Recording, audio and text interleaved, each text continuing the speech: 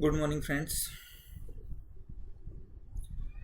चर्चा करेंगे अपने अकाउंटिंग स्टैंडर्ड पे जिसका नंबर है 10 और नाम है accounting policies, change in accounting estimate and errors. पुराने ज़माने में AS4 हुआ करता था, ये वही AS है, दोबारा आपके सामने आ गया है। AS आप नोटिस भी कर रहे होंगे टाइटल से कि 3 बातों से डील करता है। एक अकाउंटिंग पॉलिसी, एक अकाउंटिंग एस्टीमेट में चेंजेस और तीसरा है एरर, अगर कोई गलती हुई है तो। एग्जाम में जो क्वेश्चन पूछा जाएगा वो स्ट्रेट फॉरवर्ड पूछा जाएगा और वो केस बना के पूछा जा सकता है। केस टाइप क्वेश्चन पूछा जाएगा, केस स्टडी टाइप।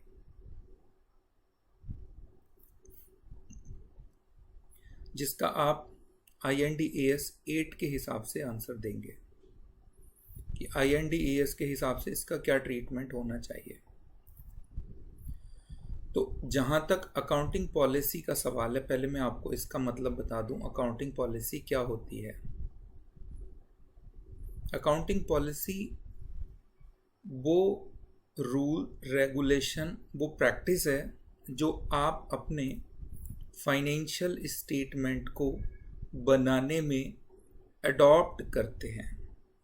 यानी वो रूल्स, रेगुलेशन, वो सिस्टम, वो कोई कन्वेंशन जो आपने अपने फाइनेंशियल स्टेटमेंट को प्रिपेयर, प्रेजेंट करने में अडॉप्ट किया है, उसे अकाउंटिंग पॉलिसी कहा जाता है। अकाउंटिंग पॉलिसी के बहुत सारे उदाहरण हैं, जैसे इन्वेंट्री की वैल्यूएशन। आप इन्वेंट्री की वैल्यूएशन, आपको पता होगा, बहुत सारे तरीकों से कर सकते हैं, फीफो से, वेटेड एवरेज से, लीफो से। तो आपने कौन सा मेथड अडॉप्ट किया है, ये अकाउंटिंग पॉलिसी बन गया। जैसे डेप्रीसिएशन, WDV, SLM, आपने कौन सा मेथड अडॉप्ट किया है, ये अकाउंटिंग पॉलिसी बन गया। आप रेवेन्यू कब बुक करते हैं, सेल हो जाने पे, पैसे मिलने पे, कोई और कंडीशन पूरी होने पे, ये तीसरी अकाउंटिंग पॉलिसी बन गई। तो जब आप फाइनेंशियल स्टेटमेंट प्रिपेयर करते हैं तो आप नोट्स में, उन्हें नोट्स टू अकाउंट्स बोलते हैं, नोट्स टू अकाउंट्स में एक्सप्लेनेशन देते हैं जो भी बैलेंस शीट P&L की आइटम होती हैं। जैसे बैलेंस शीट P&L में क्या आइटम होती हैं, P&L में सेल्स होती है, अदर इनकम होती है, एक्सपेंसेस होते हैं। तो आप उनके बारे में एक्सप्लेन करते हैं, हमने सेल कब बुक की, अदर इनकम हमने कब बुक की, एक्सपेंडिचर हमने कब रिकॉग्नाइज किया।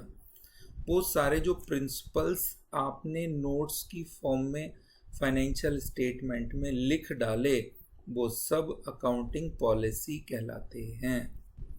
ठीक है, मैं एक चीज़ और दिखाना चाहूँगा, बहुत सारे उदाहरण हैं, आइए मैं दिखा देता हूँ। इसमें देखो, रेवेन्यू रिकॉग्निशन की अकाउंटिंग पॉलिसी होती है, डेप्रिसिएशन की होती है, इन्वेंट्री वैल्यूएशन की होती है, फॉरेन करेंसी ट्रांजैक्शंस की होती है, लीज अकाउंटिंग की होती है, कॉन्टिजेंट लायबिलिटी के ट्रीटमेंट की होती है, treatment of expenditure during construction, AS7 जो पुराने ज़माने में हुआ करता था, उसकी पॉलिसी, मटेरियलिटी प्रिंसिपल। ऐसे ही बहुत सारे अकाउंटिंग पॉलिसीज़ के एग्जाम्पल हैं, employ benefit, goodwill impairment, full disclosure, cost accounting, investment, etcetera etcetera. ये कुछ उदाहरण हैं जो आपके पेपर में पूछे जा सकते हैं। What are the examples of accounting policy. अब यहाँ पे ये AS अकाउंटिंग पॉलिसी के लिए क्या कहता है, ये कहता है कि आप अकाउंटिंग पॉलिसी को कैसे सेलेक्ट करें, how to select accounting policy. ये कहता है कि आप इस तरीके से अकाउंटिंग पॉलिसी को सेलेक्ट करके अप्लाई कीजिए, सिलेक्शन एंड एप्लीकेशन। ठीक है, अकाउंटिंग पॉलिसी कैसे सेलेक्ट करें और कैसे अप्लाई करें, जो रेलिवेंट हो। सबसे ज़्यादा ज़रूरी क्या है, रेलिवेंट, किसमें, economic decision making needs of the user. आपका जो यूज़र है, यानी जो आपके शेयर होल्डर हो गए, आपके स्टेक होल्डर यानी गवर्नमेंट, आपके लोन देने वाले, आपके एम्प्लॉय, ये सब स्टेक होल्डर कहलाते हैं। वो रेलिवेंट डिसीजन ले सके आपके फाइनेंशियल स्टेटमेंट के बारे में। जैसे दोस्त मैं आपको बताऊं, मान लीजिए आपकी कंपनी है oil India. Oil India oil India क्या काम करती है? कच्चा तेल निकालती है, क्रूड ऑयल जिसे कहते हैं।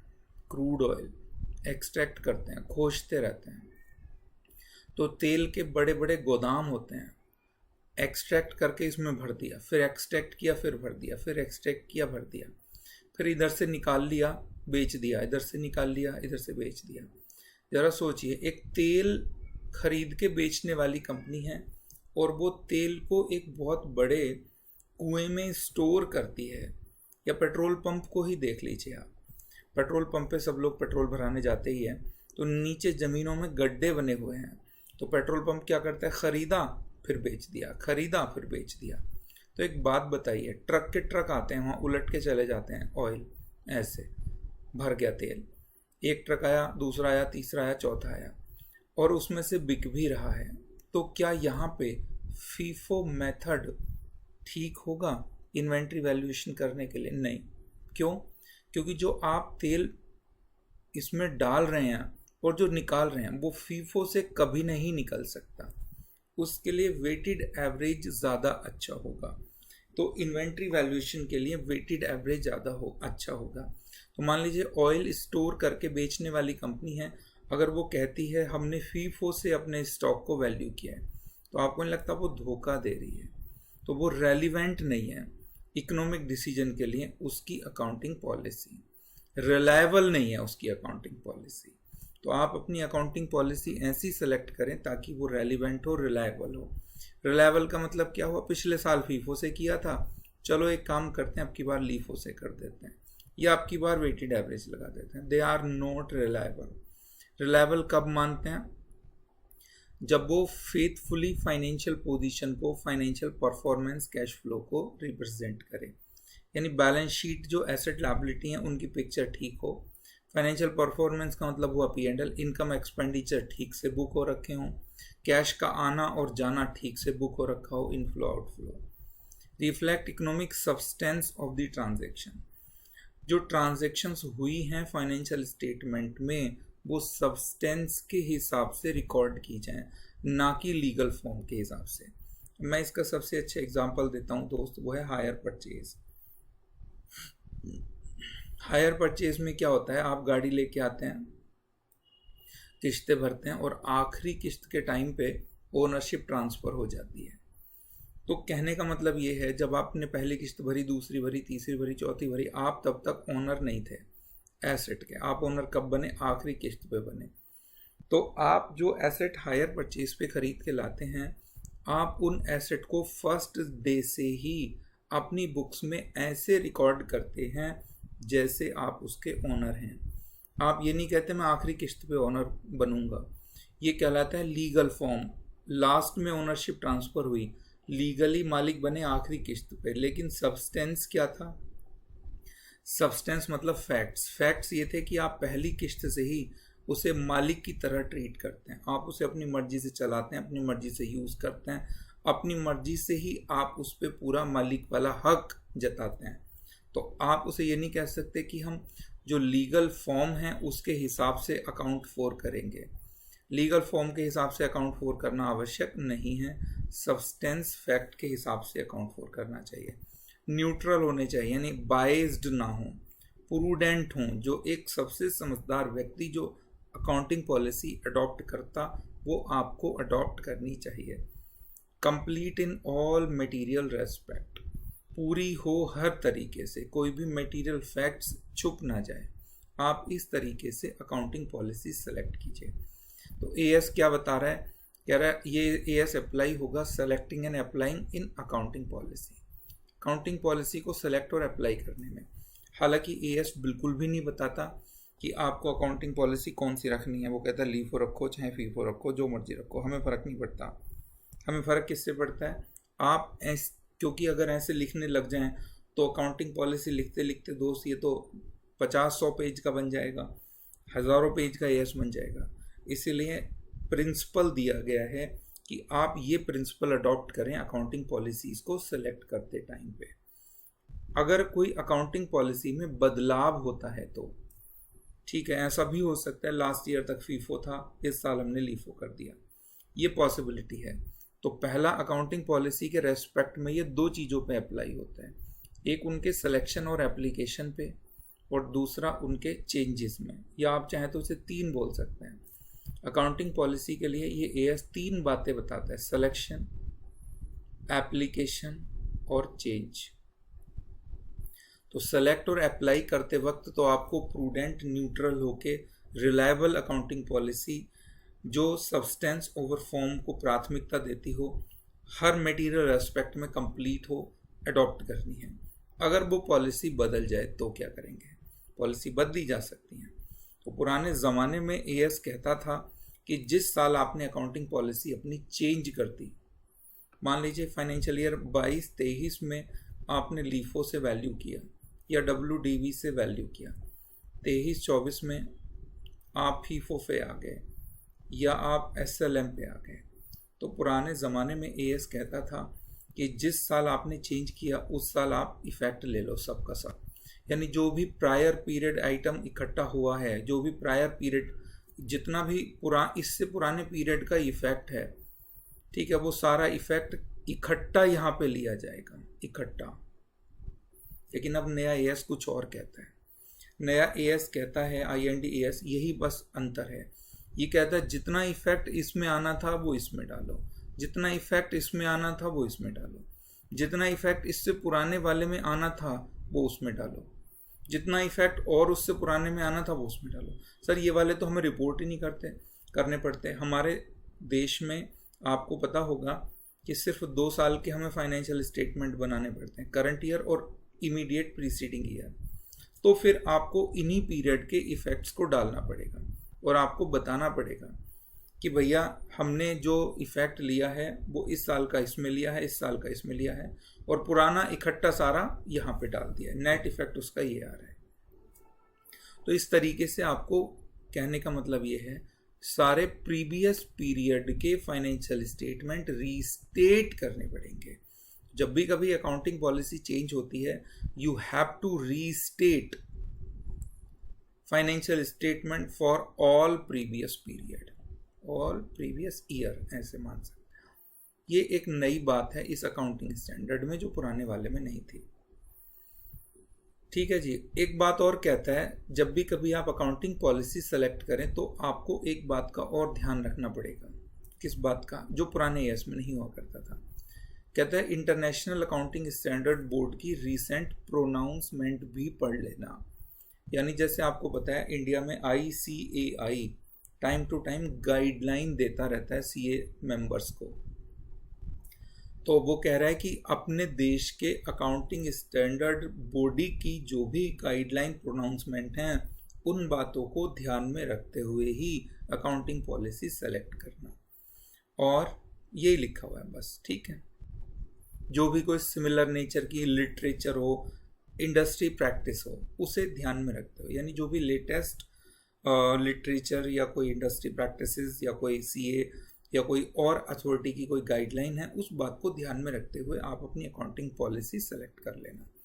अकाउंटिंग पॉलिसी आपको कंसिस्टेंटली अप्लाई करनी है जब तक कि कोई नया AS आपको ना कहे, ठीक है। और permit categorisation of item with different policy as may be approved, ठीक है।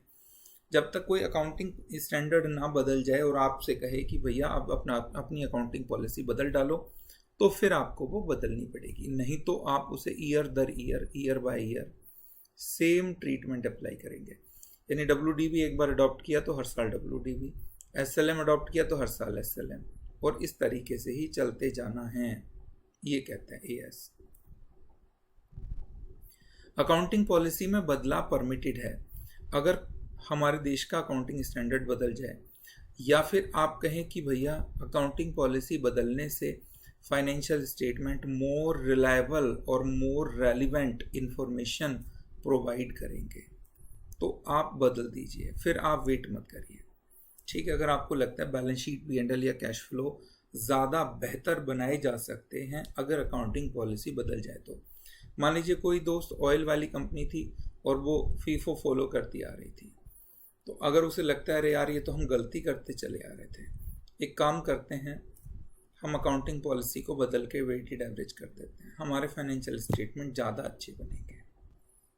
ठीक है, अच्छा क्या कह रहा है, what does not constitute change in accounting policy, क्या अकाउंटिंग पॉलिसी में बदलाव नहीं है। The application of an accounting policy for transaction other event और condition that differ in substance from the previously occurring. अच्छा ठीक है, कुछ चीज़ें अकाउंटिंग पॉलिसी के बदलाव में नहीं आती, जैसे कि ये कह रहा है, मान लीजिए हमने कोई प्रॉपर्टी लीज पे ली, ठीक है, और हम उसे पहले यूज़ करते थे। जब कोई एसेट आप यूज़ करते हो, आप इसे लीज छोड़िए, मैं जनरल एग्जांपल बताता हूँ। मान लीजिए मैंने एक बिल्डिंग खरीदी और मैं उस बिल्डिंग को ऑफिस की तरह इस्तेमाल करता था, ऑफिस। तो जब ऑफिस की बिल्डिंग है तो उसे नॉर्मल ऑफिस बिल्डिंग मान के डेप्रिसिएशन चार्ज कर रहे थे। अब हमने क्या किया, अपना ऑफिस शिफ्ट कर दिया, ऑफिस शिफ्ट दूसरी जगह चला गया, ये बिल्डिंग हमने खाली कर दी। ये बिल्डिंग अब हमने खाली करके रख ली, हमने कहा इसे जब भाव महंगा होगा तो बेच देंगे। यानी जो पहले मेरे लिए फिक्स एसेट था, now it has been classified as investment. अब ये आपको प्रॉपर्टी किस में दिखानी पड़ेगी, इन्वेस्टमेंट में। क्यों, पहले फिक्स एसेट क्यों था सर ये, क्योंकि पहले आप इस बिल्डिंग को यूज़ करते थे अपने ऑफिस के लिए, अब आपने ये ऑफिस खाली कर दिया, अब आपको ये प्रॉपर्टी बेचनी है। Now this property has to be reclassified as investment property. This is not a change in accounting policy. ये अकाउंटिंग पॉलिसी बदलाव नहीं है, ये फिक्स एसेट के यूज़ का बदलाव है। तो फिक्स एसेट के यूज़ का बदलाव मतलब उसकी सब्सटेंस बदल गई, तो इसे आप अकाउंटिंग पॉलिसी का बदलाव नहीं कहेंगे। Application of new accounting policy for transaction other event condition that did not occur previously or were immaterial। अब क्या हुआ, पहले हमने कभी $1000 का एक्सपोर्ट किया फर्स्ट टाइम, तो हमने जो हमारे ये पैसे आए, डॉलर जो आए हमारे पास 1000, वो हमने उस दिन के भाव पे लेके अपनी बुक्स में एंट्री डाल ली। हमने इसे इग्नोर कर दिया क्योंकि ये छोटा सा अमाउंट था। अब हमारा एक्सपोर्ट बहुत बढ़ गया है, अब हमारे यूएस डॉलर में बहुत अमाउंट आनी है, अब हमने फॉरेन करेंसी वाला एएस अप्लाई कर दिया। तो ये कह रहे हैं जब आप कोई ट्रांजैक्शन नई होती है या पहले हो तो रही थी लेकिन बहुत छोटी मोटी हो रही थी और आपने भी ध्यान नहीं दिया, अब आपने उसे ठीक से अडॉप्ट किया जो उसका सही ट्रीटमेंट होना चाहिए था, तो आप ये नहीं कह सकते कि अकाउंटिंग पॉलिसी बदल गई। यानी आप ये नहीं कह सकते पहले $1000 मिले थे तो उसकी पॉलिसी कुछ और थी, अब मिले हैं तो उसकी पॉलिसी कुछ और है। नहीं, ये नहीं कहलाएगा, क्योंकि पहले जब था तो वो इमैटीरियल था या पहले वो ट्रांजैक्शन नहीं होती थी। यानी जब कोई ट्रांजैक्शन फर्स्ट टाइम होती है या पहले होती थी लेकिन इमैटीरियल थी, अब मटेरियल हो गई है, तो उस पर जो आपने पॉलिसी अप्लाई की है वो चेंज इन पॉलिसी नहीं कहलाएगी। ये बहुत बेहतरीन दोस्त दो एक्सेप्शन है इसके, जो बहुत बारीकी से आपको अंडरस्टैंड करने हैं। मुझे उम्मीद है इस पर एक सवाल पूछा जा सकता है जो बड़े बड़े धुरंधर को दोस्त घुमा देगा। फिर से समझ लीजिए एक्सेप्शन क्या है।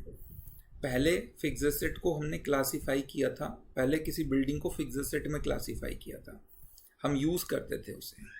अब उस बिल्डिंग को हमने क्लासीफाई किया as investment, asset held for investment, तो ये reclassification change in accounting policy नहीं कहलाएगा क्योंकि उस एसेट का सब्सटेंस चेंज हो गया।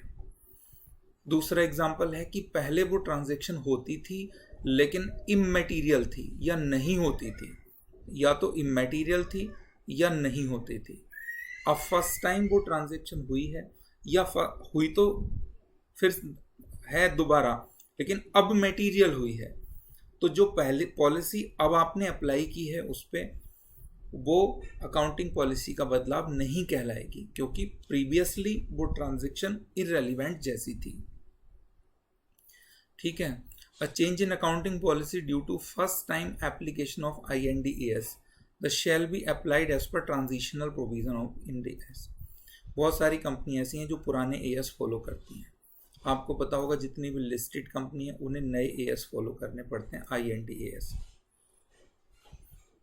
अब मान लो हम पहले तो पुराने एएस फॉलो करते थे, अब हम नए एएस में आ गए, तो क्या ये चेंज इन अकाउंटिंग पॉलिसी कहलाएगा? जी नहीं, ये एएस कह रहा है कि आपको ये बात IND-AS में खुद पता लग जाएगी कि जब भी कभी आप फर्स्ट टाइम अडॉप्ट करेंगे तो उसका ट्रीटमेंट क्या होगा। IND-AS 1 दोस्त यही है, first time adoption of IND-AS। अगर आप फर्स्ट टाइम IND-AS अडॉप्ट करते हैं तो कैसे अप्लाई करेंगे? ठीक है जी।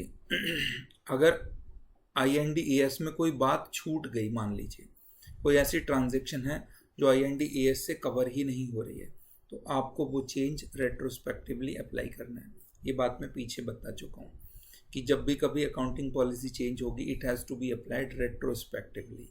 ये दोस्त रेट्रोस्पेक्टिव शब्द आपको रट लेना है, एग्ज़ाम में ज़रूर आना चाहिए। अगर इस एएस से क्वेश्चन आता है तो आप इस शब्द को यूज़ करें कि अगर अकाउंटिंग पॉलिसी कभी बदलती है it has to be applied retrospectively. First time adoption of IND-AS, वो IND-AS 1 में ही बताया गया है कि आपको कैसे अप्लाई करना है। It will not amount to change in accounting policy.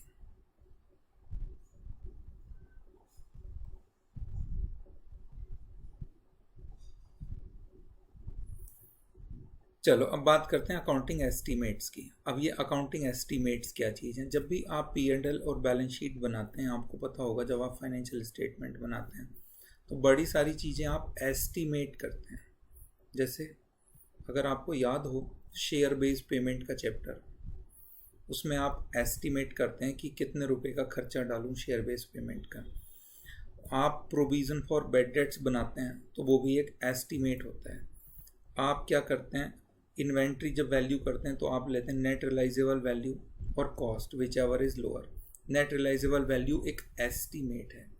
तो फाइनेंशियल स्टेटमेंट बनाने में बहुत सारी जगह एस्टीमेट यूज़ किया जाता है।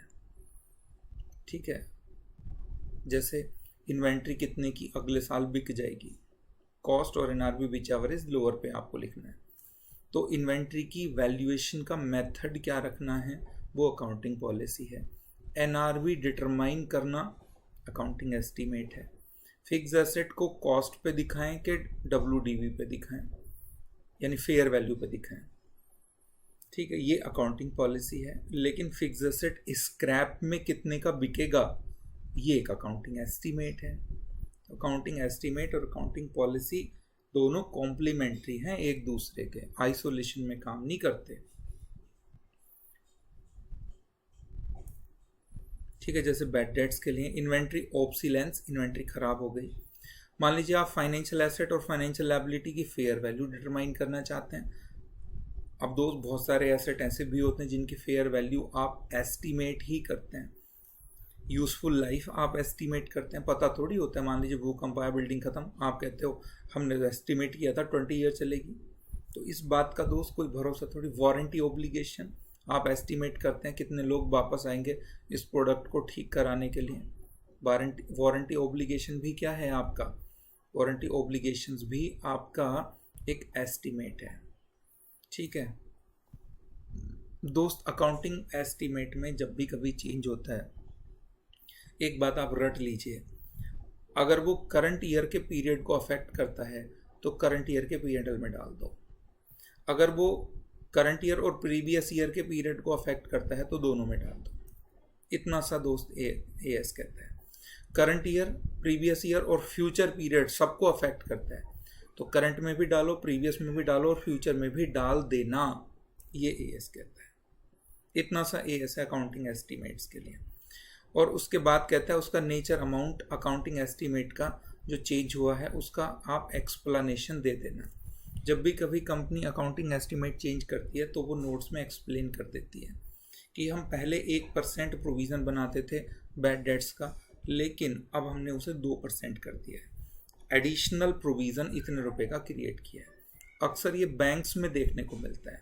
बैंक्स क्या करते हैं, जब उन्हें लगता है यार इस बार जो है वो लोगों को नुकसान हो रहा है, फसल अच्छी नहीं हुई है किसान की, तो वो क्या करते हैं, एडिशनल प्रोविज़न क्रिएट कर देते हैं। या उन्हें लगता है यार सरकार बदलेगी, कहेगी भैया माफ़ कर दो किसानों का लोन, तो वो एडिशनल प्रोविज़न क्रिएट कर लेते हैं। तो वो एडिशनल प्रोविज़न उसी साल के P&L अकाउंट को अफेक्ट करता है जिस साल वो बनाया गया है। अब बात आती है प्रायर पीरियड एरर। ठीक है, अब यहाँ पे आपको दोस्त पहले इसकी परिभाषा याद करनी पड़ेगी, प्रायर, पीरियड और एरर।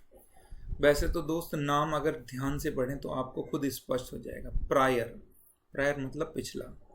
जैसे करंट फाइनेंशियल ईयर एंड हुआ 23-24, तो इसके लिए प्रायर क्या होगा? इसके लिए 22-23 भी प्रायर है, इसके लिए 21-22 भी प्रायर है, इसके लिए 20-21 भी प्रायर है।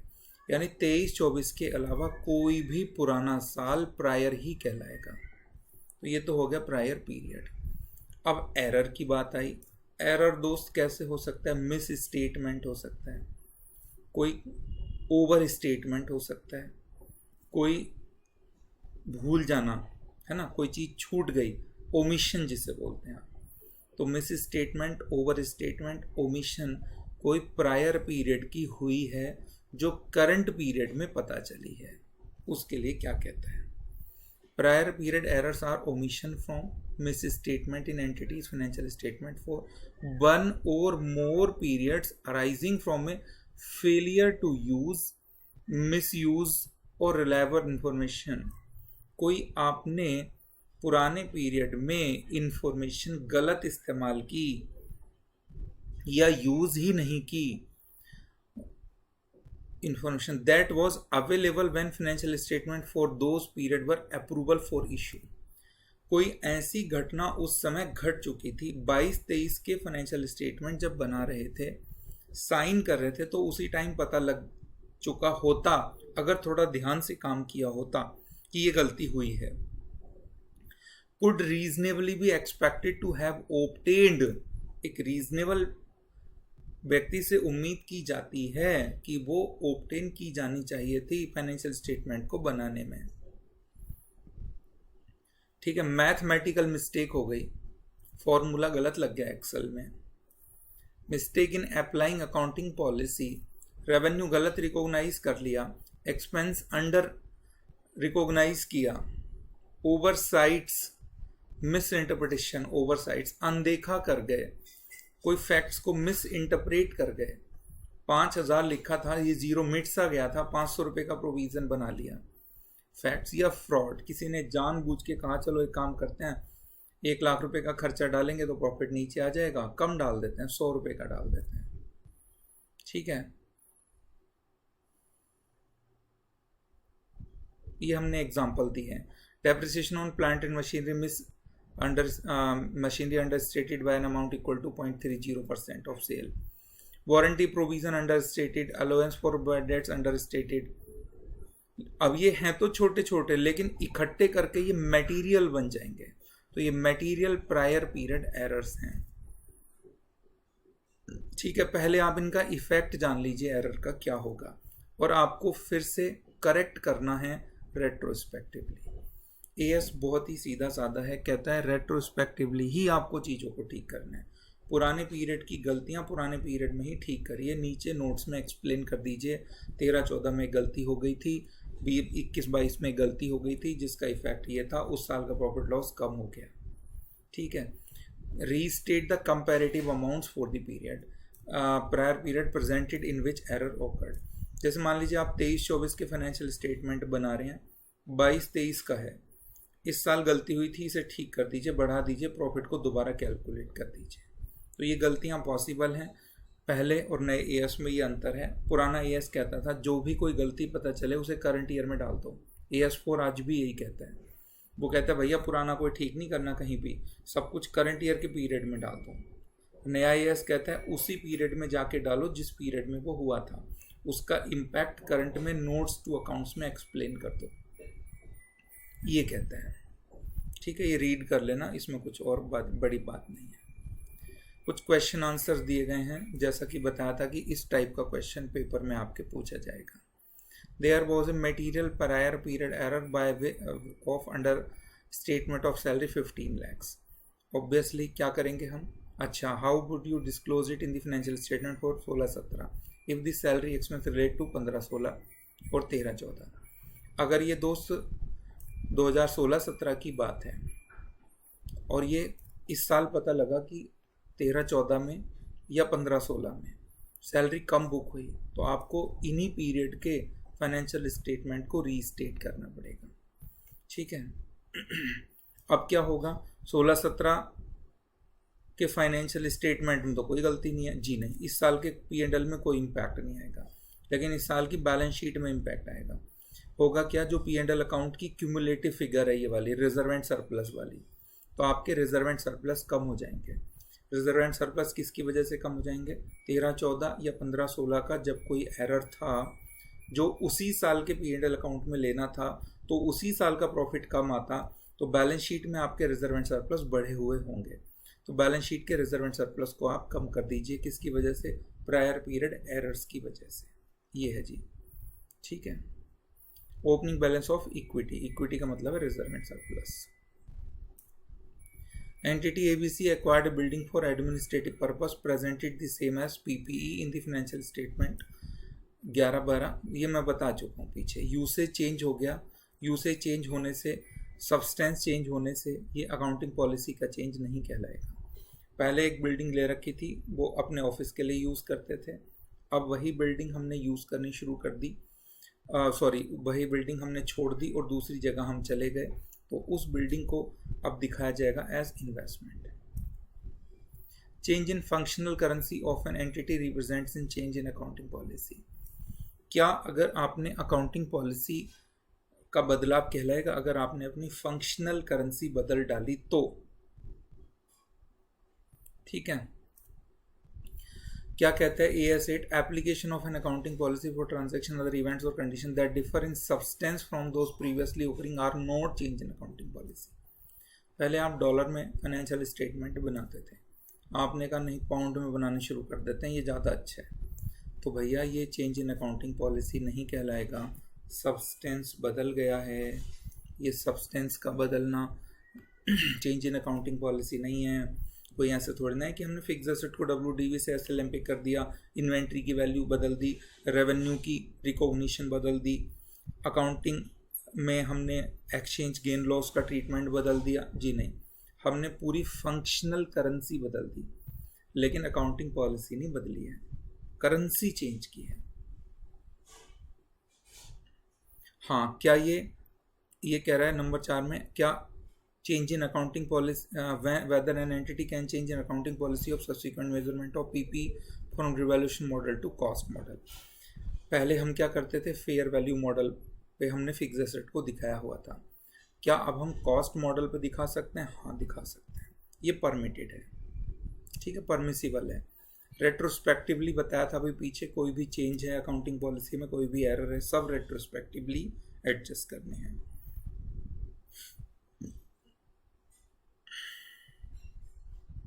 क्या कह रहे हैं नंबर 5 में, whether an entity is required to disclose the impact of any new accounting standard which is issued but not yet effective in its financial statement as prepared as per IND-AS। ये क्या कहता है, when an entity has not applied a new IND-AS that has been issued but is not effective, the entity shall disclose the fact, known or reasonable estimate information relevant to assessing। अच्छा, मैं बताता हूँ क्या है ये। मान लो एक नया IND-AS आ गया, IND-AS 16, ये 116 आ गया, लेकिन ये अभी इफेक्टिव नहीं हुआ, इफेक्टिव होगा 1/4/25 से। आपने फाइनेंशियल स्टेटमेंट बनाए 23-24 के या 24-25 के, तो क्या हमें इसका इम्पैक्ट बताना चाहिए? तो AS कहता है यस, इसका इम्पैक्ट बताना चाहिए आपको इन दोनों फाइनेंशियल स्टेटमेंट में।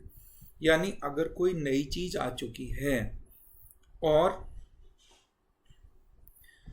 ये देखो, ये कहना चाह रहे हैं, कोई नया अकाउंटिंग स्टैंडर्ड आ चुका है लेकिन वो इफेक्टिव नहीं है, तब भी आपको उसका इफेक्ट नोट्स में डाल के बताना चाहिए।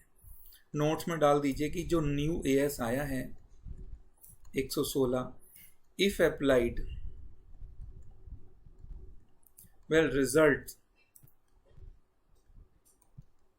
in increase the profit of rupees this much और डिक्रीज द प्रॉफिट। अगर नया एएस अप्लाई कर दें जो नया आने वाला है तो इंक्रीज डिक्रीज होगा प्रॉफिट में। ये बात आप नोट्स में एक्सप्लेन कर दीजिए, ये एएस कहता है। तो अगर वो भी आ चुका है, कोई आने वाला है, नोटिफाई हो चुका है लेकिन इफ़ेक्टिव नहीं है, उसका इम्पैक्ट भी आपको फाइनेंशियल स्टेटमेंट में कंसीडर करके बताना चाहिए। एएस बेहद साधारण है, 3 चीज़ों पे अप्लाई होता है, अकाउंटिंग एस्टीमेट्स पे, पॉलिसीज़ पे और एरर्स पे।